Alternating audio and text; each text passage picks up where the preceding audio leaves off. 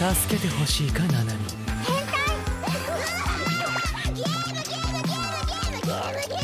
心を燃やせ。限界を超えろ。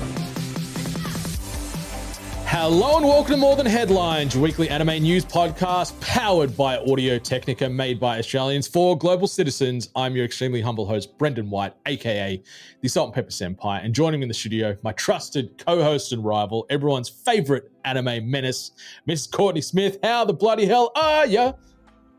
I'm good. How are you? I am doing fantastic. We are back here for episode 21 of the MTH podcast. It is October the 26th at approximately 11:29 in the AM. The year be flying by. It really is. I feel like the fact that we're already up to episode 21. So we've discussed, was it like 3 seasons of anime now? Yeah, almost. Yeah, we've been working it well, and the good thing is, like, you see most statistics about podcast startups is they rarely get beyond 3 episodes. So look at us, we are blazing a very aggressive and fun yet welcoming path here with More Than Headlines. So thanks to each and every one of you that has checked out the podcast in audio-based or video-based form, because it means the world to little guys like ourselves. Yeah, I'm just a little guy. Just a little guy with a bit of a menace streak, but we wouldn't change you. But should we do what we do every week, Courtney, and jump into some news? Let's read the news. You like the news? Oh, Christian Bale, you never cease to move my organs. But what's the first bit of news? We'll leave that right there.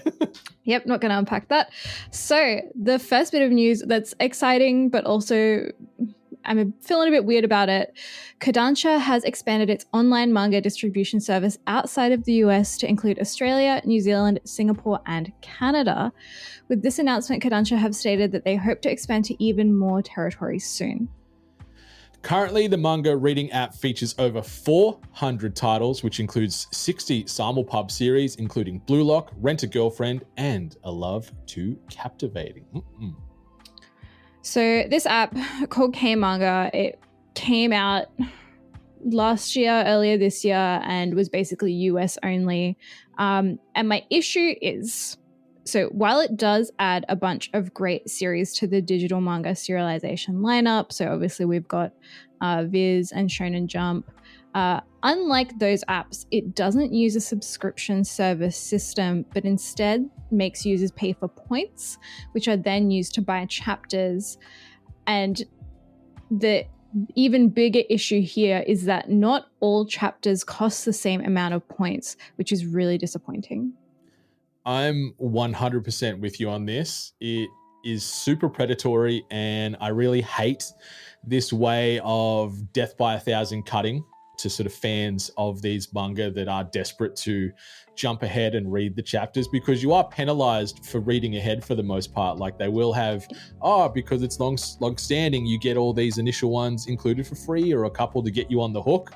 And then they're paying for chapters based off these points or credit-based systems. I hate apps that do this type of stuff because it is gross and it gets super, super expensive. Like, I remember off the back of solo leveling at the start of the year, I'm like, I need to read this. I want all of this world. And I think I ended up ponying up maybe $90 to just read my way through this in the span of like a week, because I didn't want to wait for my little credit refresh to happen every month or whatever else. So it's really gross.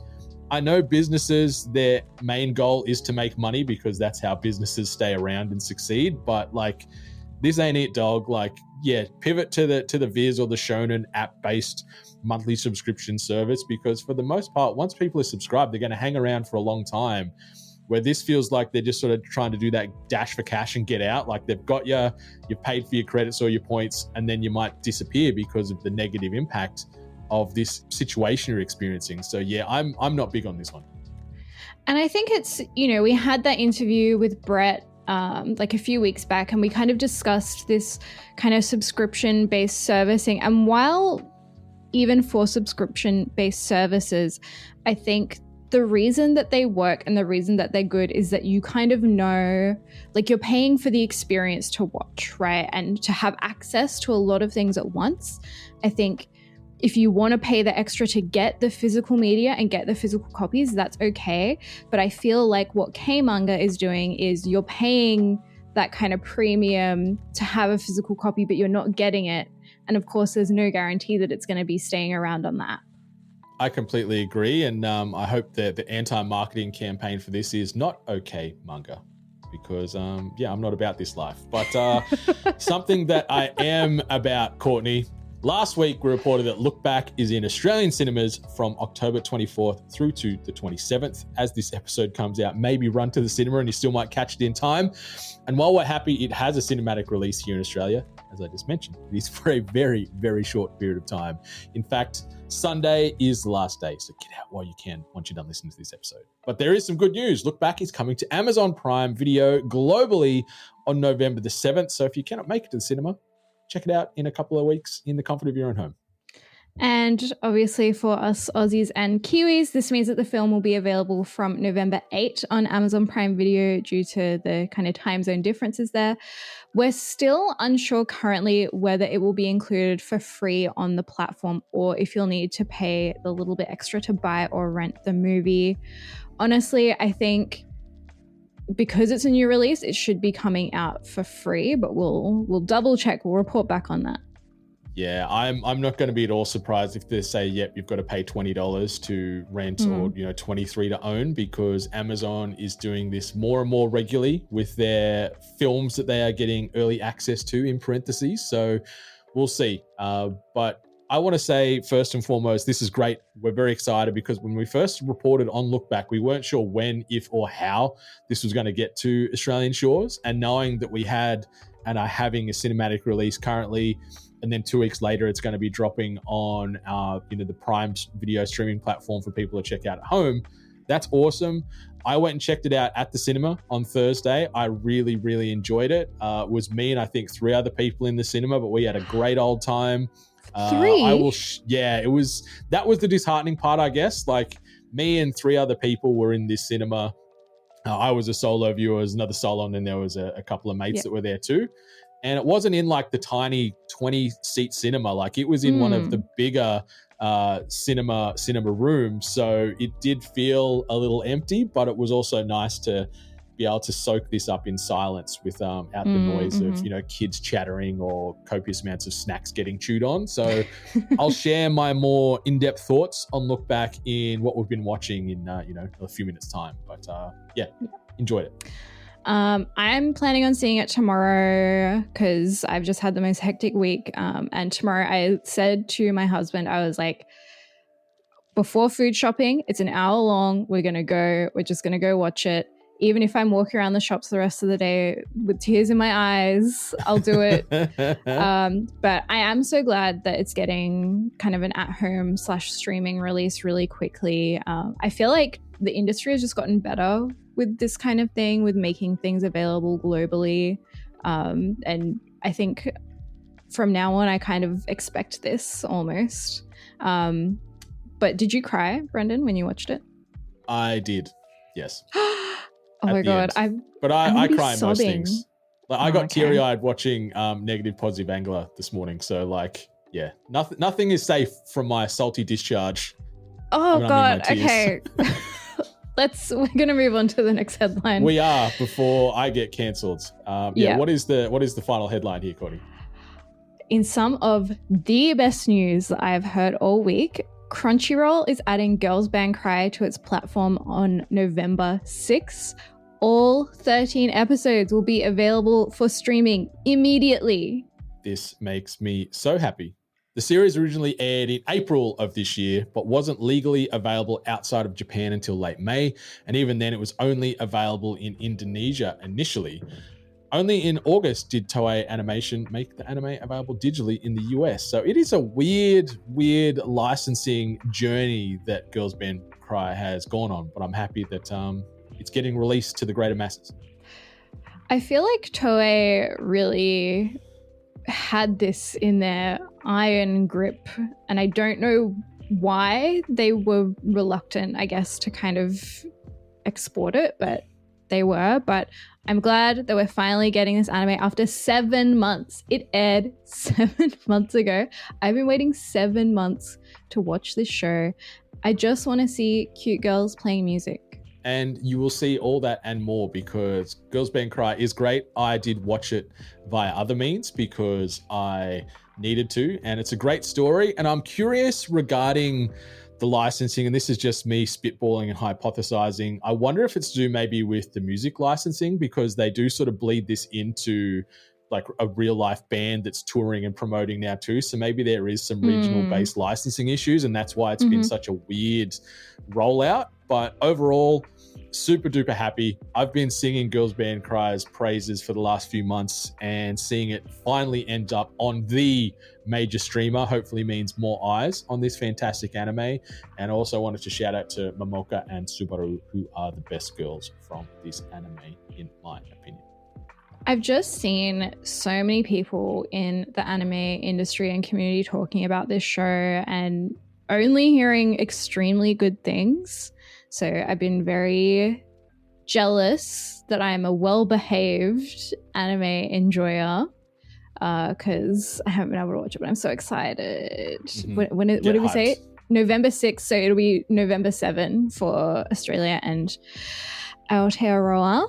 Yeah, fans, they can watch this all in one day, binge it, and then go straight into Look Back like a day or so later. So you've got that sort of second week of November settled here with Girls Band Cry, and then Look Back, just double feature it. Just good times. That sounds so fun, actually. Let's talk about On the Horizon rapid fire news presented by Otaku Box, the only anime box with scale figures, voting, and a cheer.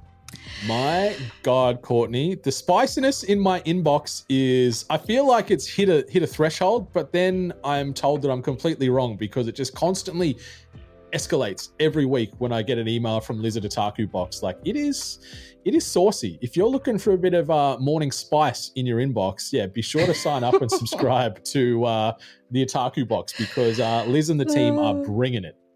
Yeah, all of their kind of like original figures, I think, are really, really cool. And while I don't have enough room on my shelves right now for their saucy original figures, when I get a new bookshelf, I will. And I will definitely be investing in some. And quickly, side note, in the most recent box, I know I've sort of derailed you a couple of times here, so I apologize, but there is actually, in the most recent box, something that's a little wholesome, and it's a pillow cover, and it's got Anya from Spy Family on it, and she's sort of having a nap, and on the top it reads 5 more minutes. Like, that is sweet and adorable. Once I get a pillow, I'll share some photos of it, because it's going to jump on the bed there, but it's cute, and it felt out of place. I have pillows, but I mean like another new square pillow to put this one in, because it's one of like a couch cushion one, like a little square one. Oh, not like okay. It's not like a bed pillow. Like, I'm not sleeping just on a mattress. I don't know. You have bachelor vibes. Like, it wouldn't surprise me. I have many pillows. I've even got like some fancy one that's like all about breathing and like regulates the air around your head, and I've got memory foam ones. Like, I have many pillows, thank you. Don't disrespect my pillow game. I like that as soon as I started laughing, you were like, no. Yeah. I'm not dying in this bed without pillows. No way. Oh, thank you, Otaku Box. So, first news, big news. Ado is coming to Sydney and Melbourne as a part of her world tour. So the tour is called Hibana, and it's starting on April 26th next year in Japan, in Saitama. But there's going to be loads of concerts. Crunchyroll is doing pre-sale tickets from November 19. General tickets are going on sale November 22. So if you're keen, get in next month. Yeah, I'm keen, Courtney. I'm going to go check out Ado for this, because she is a powerhouse. She's got such a great, strong, empowering voice, and she also lends her vocal talents to so many like heavy hitters from the anime world. So yeah, I'm hyped for this. I'm gonna go along and not understand a word she's singing, but I'm gonna have the best time and be blown away, I'm sure. No, definitely. I think I am not a huge fan of, I guess, like anime music live. I guess maybe I haven't like experienced it, so I can't really speak to that, but not something I'm super keen on yet, but my mind might be changed. I may be swayed. Other good news though is that My Happy Marriage is getting an OVA episode, and it's going to be streaming worldwide on Netflix on November 22, so 23 for us, but I'm very excited. Get hyped. Anyone that hasn't watched My Happy Marriage, what the bloody hell are you doing? We've been singing its praises throughout 2024 so far. It is fantastic. It is on Netflix. We've got a second season on the way as well. And, you know, seeing what Mio and Kyoko are up to, I'm excited because this one really pulled at the heartstrings. It was beautiful. It was sad. It was heartbreaking. It was uplifting. And the fact that it weaves in like just normalized, you know, sweet, heartfelt romance with then this supernatural magical element, like it just worked for me. I didn't see it coming, but then once it hit, it landed, it executed, and it was just a great story. It was one of my favorites from last year. It's also just so gorgeous, and it's got that historical element as well, which is really, really nice. Love to see it. And the second season premieres in January on Netflix and other streaming services, though we're not sure which ones just yet.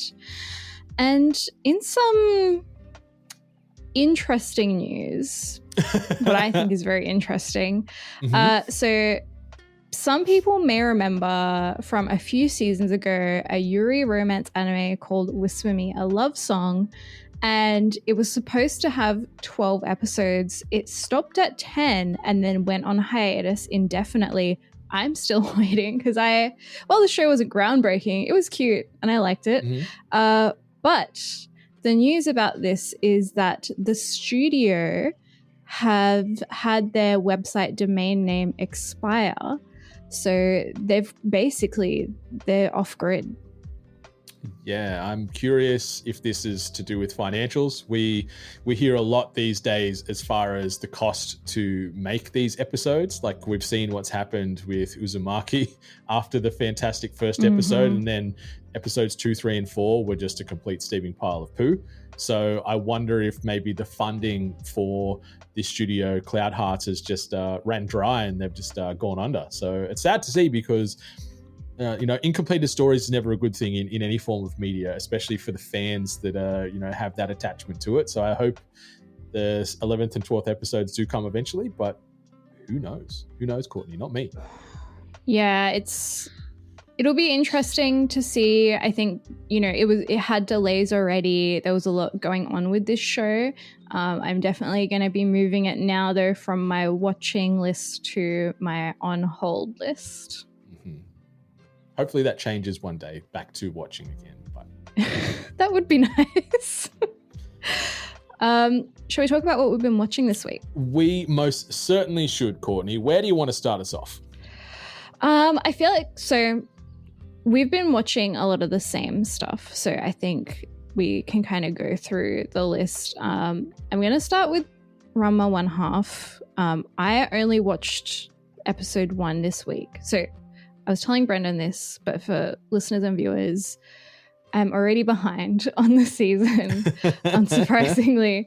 So my plan this week, well, for this season, is to watch episodes in order of everything. So this week I went and watched episode 1 of everything I want to watch this season, rather than like trying to catch up on everything in one week and watching up to like episode 3 of everything. I've watched episode 1 of everything I'm watching. So I'm talking about episode 1 of everything. I love this. So Ranma 1/2 episode 1, cute, good, fun. I liked that, and I guess this is like something with old anime. They kind of establish the backstory and the lore in the first episode, so you can just enjoy the comedy and like the sitcom elements.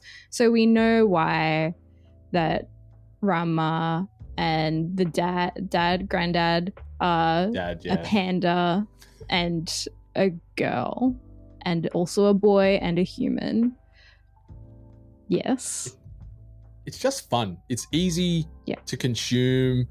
Like I said last week, it's gorgeously animated by MAPPA, where it does have that nostalgic feel, but also a little modernization in there too. But The vocal work is great on both the English and the Japanese vocal tracks, depending on which way you want to go. The characters are great. And yeah, it's a silly story, but it's easy to consume and understand and wrap your head around the world and the motives and the characters. And the whole will they, won't they end up together off the back of this arranged marriage is going to lead to hijinks, I'm sure.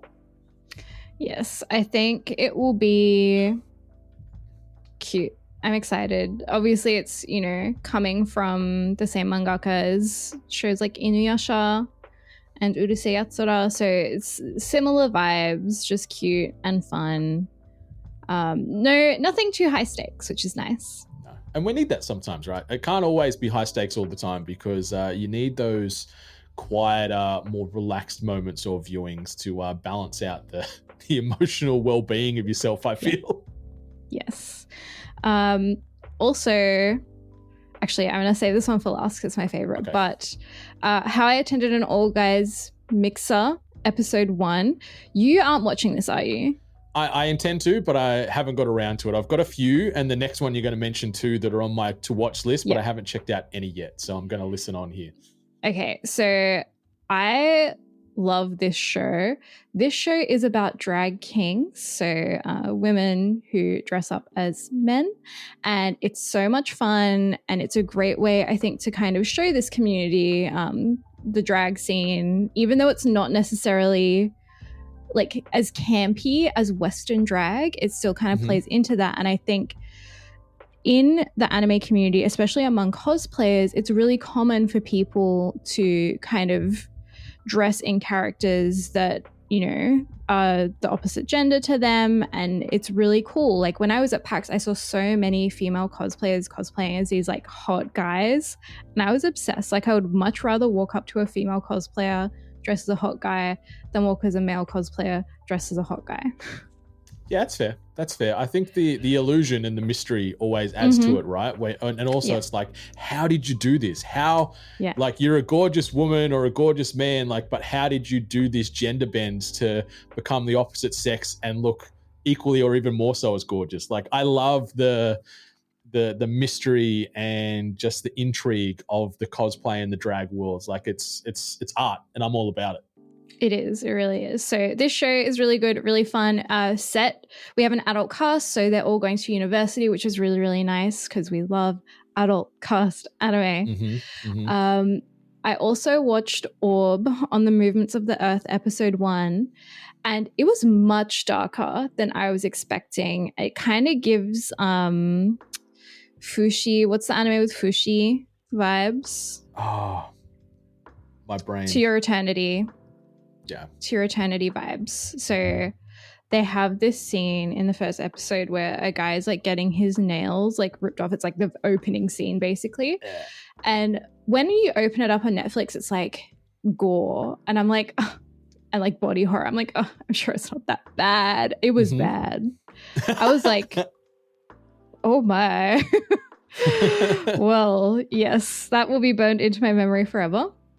I'm keen to check it out. Good. Like the synopsis sounds interesting. It does sound like one of the most different anime of the fall season from just a narrative-based standpoint. Now knowing that there is that sort of darker tone, it intrigues me even more. And also, again, like Netflix have got some heavies in the fall season. Like they have got some absolute fire in their sort of fall lineup. So it's good to see because it hopefully gets more eyes on those anime, but also more eyes on anime in general. So we all win.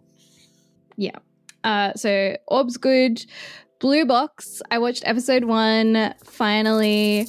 I love this show. It is so cute. All right, episode 1, I love that he is like listening and he thinks she's transferring, and then she's like, no, it's not me, it's actually my family. And he's like, it's so embarrassing for him. I'm like, you little dork, you are such a loser, but I love it. And then he like lent her his jacket or whatever, and then she hands it back and she like says his name, like his full name. And he's like, oh my God, how did you know my name?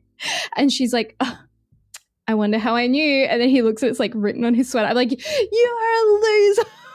Hey, don't be disrespecting Taiki like that. He is the cutest, and him and Chinatsu or Chi to her friends, they're great. They're such a fantastic duo.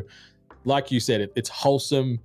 The budding romance is great. The sport, like the interweaving of the sport stories with her being the basketball star and him being the budding badminton player. I love that it's going to have sort of more at stake than just will they, won't they, as far as from a romantic standpoint. But yeah, I've been chewing through the manga, so I am way beyond this first season, but I'm not anywhere near less excited watching these episodes come out. Like I watched episode 4 last night, and yeah, my heart is overflowing from this anime. Like it's one of my favorites of the season so far. I just love that it feels so high school romancy. Like the kind of situations that they put in, like her kind of like teasing him a little and him getting a bit flustered is really, really nice and just comforting in a way. Yeah, it's real and relatable, hey? Yeah, right? Like it's nice. It's just nice and it's beautiful. It's gorgeously animated. Stunning. So the last thing I want to talk about is Yakuza Fiancé, episode 1. Have you watched this? I've watched the first 3 episodes. So yeah, I'm up to snuff. Yeah. Cool. So episode 1, I really like that this is darker than I thought it would be. I like that it really is like crime syndicate heavy. I also like that so far their relationship is toxic and messy and bad, and they have bad motives for like being, you know, like in this kind of almost arranged marriage situation, and he's a bad boy. Yeah, it was uncomfortable to watch at times, the first 2 episodes, because they do not shy away, like you said, from the toxicity and just these abhorrent acts that are taking place. Like you sit there and go, you want to root for these two, but then it's like, you guys are kind of both pieces of shit right now for various reasons, you know, some more so than others. Like Kirikawa is a bad son of a gun who's like taking pleasure in beating the piss out of people constantly and doing other things like that we see off camera potentially as far as murder and God knows what. Like it is not shying away from showing that legit Yakuza underbelly, which I like. And I hope the romance will become something a little bit more pure and sweet over time. Like we see little sprinkles of it as far as the will they, won't they, especially in episode 2 and 3, where there's a bit of a power shift and stuff that starts to play out between the 2 leads. But yeah, the darkness, it really took me by surprise because I'm like, oh, okay, this is going to be nice and probably some whimsical based Yakuza interjections into this love. And it's like, oh, they're dying. They're getting beaten to a pulp. There's like some, you know, abusive situations playing out here in this high school romance. You're like, oh, I don't know how to feel. Because like it makes me think of Yakuza housewife, house husband anime. When I first started watching, I was like, oh, it's going to be like Way of the House Husband. But no, it's completely different and it's grittier and kind of sexier in a way. Like it's, you know, there are some light moments, but very far and few between so far. How was the heart rate when he took his shirt off and he's like tattooed up? Were you just like, oh, mamma mia? Yeah, what have you been watching?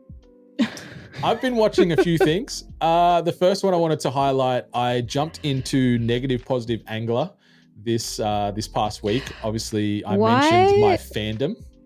Why not? That's the studio name. Oh, okay. I was like...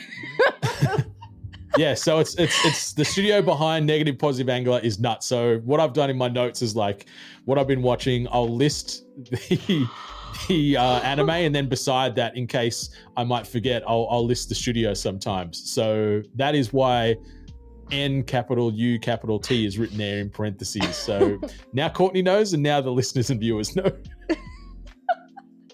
because it literally, guys, it says on the script, it says Negative Positive Angler brackets nut, and I'm like, Brendan, what have you been doing? We talk about that on More Than Headlines After Dark. This is the morning session. This is the wholesome episode. So we'll park that for another time. I'm sorry. Please continue. That's all good. But yeah, Negative Positive Angler, Sure, there are, terminal ill diagnoses happening right off the rip. There's crippling debt. There's loan sharks chasing this boy and a suicide attempt all in the first 5 minutes. So you're like, oh boy, what have I signed up for here? This is dark. This is heavy.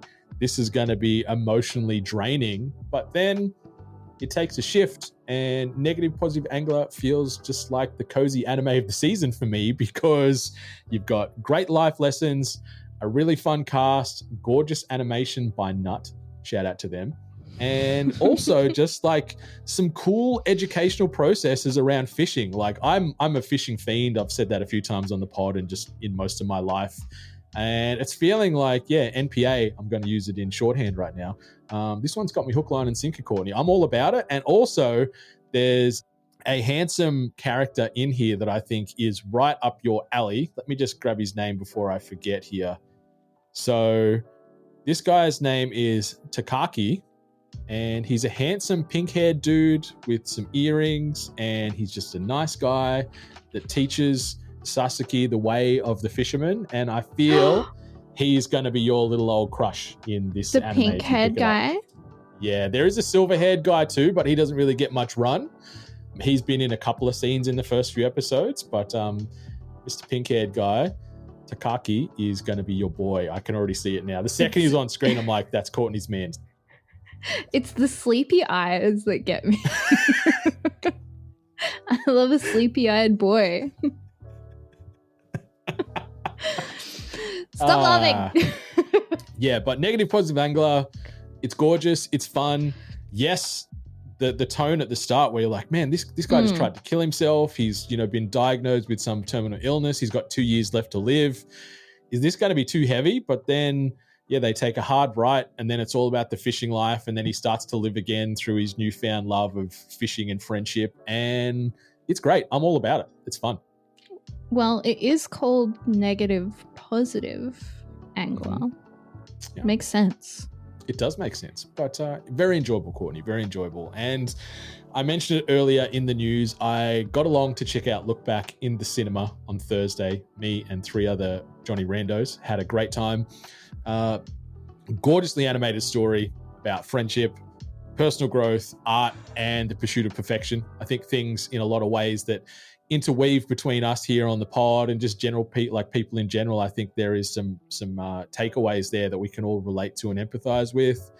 I really adored the dynamic of the confident Fujino and then the shut-in Kiyomoto. So they're the 2 young aspiring mangakas from childhood doing their thing, where Fujino is the anime or the manga prodigy at school, and she's doing these little weekly manga in the weekly news article that's going around the school. So everyone's like, man, you're so good. And then Kiyomoto gets a chance to do her own thing, and then her art style is better than Fujino. So there's this rivalry that develops and this sort of bond that builds off the back of this rivalry. And it's super cute, but it's a coming of age story that proudly wears its heart on its painted sleeve.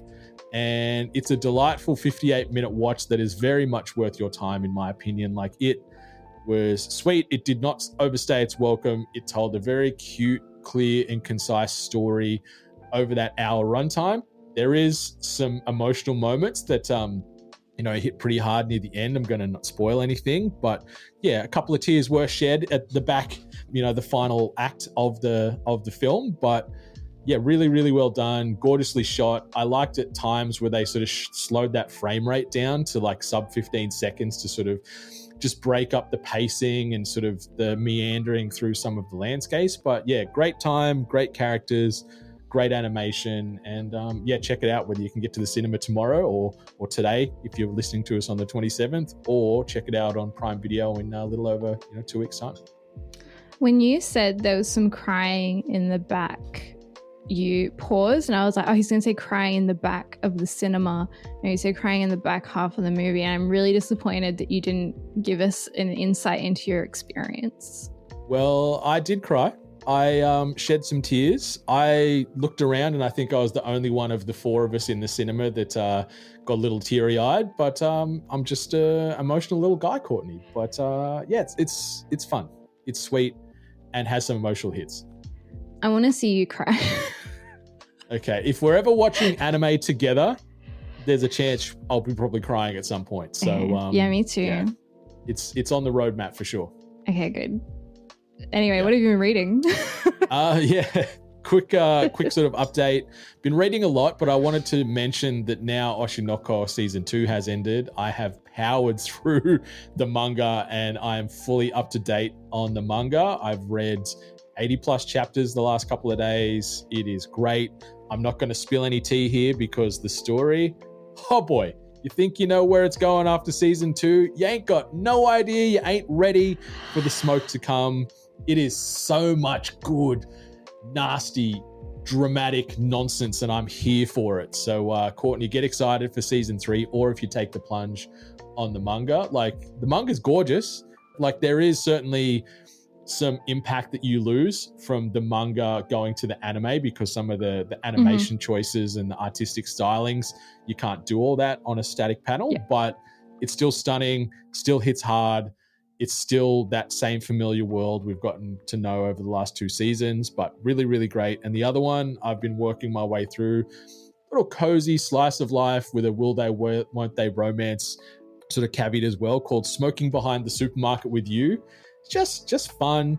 Just like this, 40-something dude that doesn't really have much into his life, that has a crush on this supermarket attendant, goes in there and says hello to her, and that's the highlight of his days most of the time because he's just, a drone for the man in his life. But then randomly, he goes to, have a smoke behind the supermarket and he meets another girl behind the supermarket and they start to have a conversation. But little does he know, we know pretty quick, so I'll spoil it here because it happens, pretty imminently. He's not aware that the girl smoking behind the supermarket, who's out of her garb and has got a bit more of an alternative casual look outside of work, is the same girl he's crushing on. So he starts sort of almost building relationships between the girl he crushes on as the cashier clerk and the girl that's at the back that's a little bit more, badass and alternative and having a cigarette. And it's like, will they, won't they again? But it's just good, real talk. And it's just been an easy read to sort of break up whatever else I'm doing during the week. It sounds so good. I want to read it. Yeah, welcome to. Oh my God. Smoking Behind the Supermarket with You. Highly recommended. Very good. What app? Not one of the main ones. Never mind. I'll leave it at that. Never mind. I'm sure it is on one of the main ones, but I just have all of mine in one directory because it just makes it easier. But I'll find it and I'll share it with you. But yeah, Smoking Behind the Supermarket with You, highly recommended. Okay, cute. Okay, let's move into this. 今週のレビュー。Okay, and this review of the week comes courtesy of DPrez82 on Apple Podcasts. The review headline reads, a great beginner-friendly show. A lot of anime podcasts focus on the latest releases and assume the listener is already fully immersed in anime culture. Often they also skew towards a younger audience. Those people might also love this podcast. But what makes this one different is that some of the guests are older, lapsed anime fans just coming back to the medium. They may have grown up on the 90s classics, but maybe aren't up to the seasonal releases of today. The hosts definitely know their stuff, so I wouldn't say this is a podcast just for beginners, but it strikes the perfect balance between making it very beginner-friendly. DPrez82, we thank you for the fantastic words. 本当にありがとうございます。嬉しいよ。 Exactly what Courtney said. I agree 100% there. But yeah, if you wanted to get your review spoken about and heard in podcast form, you can do so over on Apple Podcasts or Spotify. Sadly, the algorithm only accepts 5-star reviews. But yeah, let your thoughts be heard on what we are doing good, great, or otherwise here, and we will gladly air those thoughts on this podcast in future episodes. So thanks again to DPrez82. We appreciate you. Thank you. But Courtney, that brings us to the official end of episode 21 of the More Than Headlines podcast. Have you got anything you wanted to mention or shout out before we close this down for another week?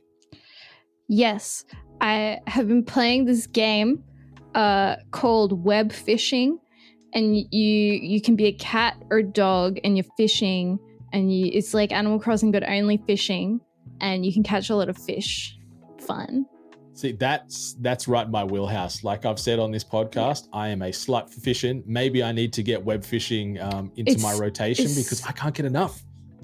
$7.50 on Steam right now, and it's supposed to be like a chat fishing game, but I just play offline and like watch anime, and I play it in the background. I love that. It's really it's easy. Cozy game. Yeah. Like it's like no high stakes. Like you can actually play like while you're watching something else. Like it's really good.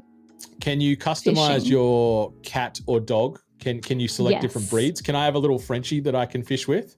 Yeah. Yes. So you will not. So it's like cat, dog, and then mystery creature. I don't know. I forgot what it is. But you can pick different colors. So not necessarily different breeds, but different colors to like kind of signify that. So you could make one of your boys in the game and play as him. And you can like customize loads of stuff. It's really good. Okay. Fun. I will check that out after this. And $7.50, that's nothing. Yeah. But if you wanted to spend a little less due to, the interest rates and the cost of living consistently increasing, you can join the Sugoi Squad from the low price of $1 per month. You are practically making money. Head on over to morethanhentai.life to join up there. You can also get all our content in one centralized location. So whether that be podcast episodes, video, store, bios, you name it, it is there. And also if you go to morethanhentai.life/win, which is WIN, you can enter to win a ton of swag from the Otaku box, from Audio Technica and ourselves. Still got a few days to do that. So morethanhentai.life/win to go into the draw to win yourself a nice swag box from us here at MTH. Wowee indeed. And if that's not enough, head on over and follow us on the socials. You can follow Courtney at Courtney_San. You can follow me at More Than Senpai. But listeners, viewers, Sugoi Squad, whether your anime be subbed, dubbed, or still yet to come, enjoy yourself and much love to all the gorgeous waifus and husbandos out there. Goodbye. Mata ne.